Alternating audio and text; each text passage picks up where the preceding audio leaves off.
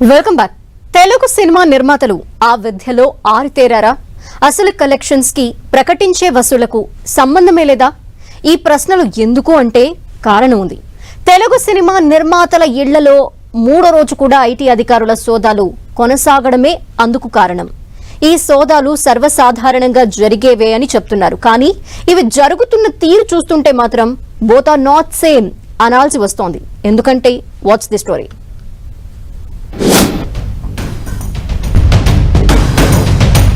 టాలీవుడ్ పై IT special focus.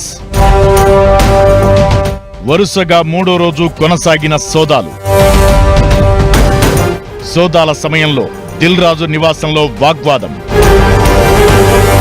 Telugu నిర్మాతల నివాసాల్లో మూడో రోజు కూడా ఐటీ శాఖ సోదాలు నిర్వహించింది.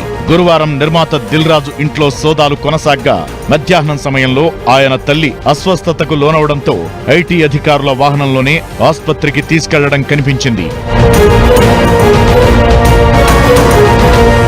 గత 3 రోజులుగా దిల్ రాజు సహా కొందరు నిర్మాతల ఇళ్లలో ఐటీ శాఖ సోదాలు నిర్వహిస్తుండగా గురువారం సాయంత్రం దిల్ రాజుకు ఓ లేడీ ఆఫీసర్ కి మధ్య వాగ్వాదం చోటు చేసుకుంది.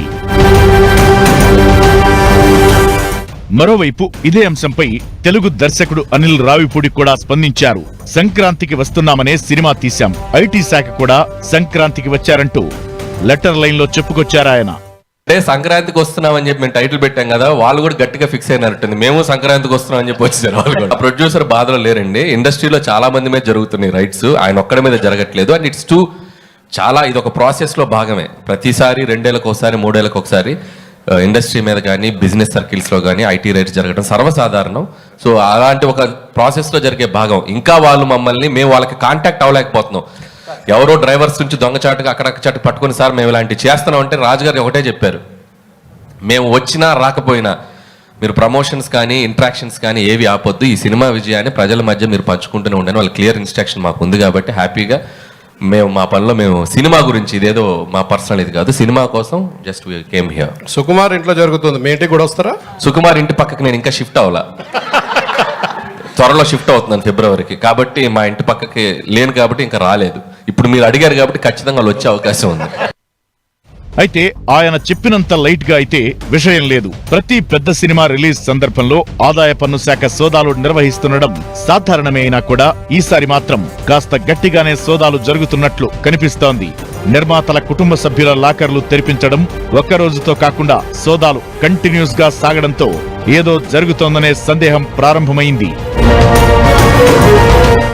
ఇప్పటికే ఐటీ అధికారులు నిర్మాతలు తమ సినిమాల కలెక్షన్ల ప్రకటనలకు కడుతున్న పన్నుకు తేడా ఉందంటూ గుర్తించారనే ప్రచారం ఉంది.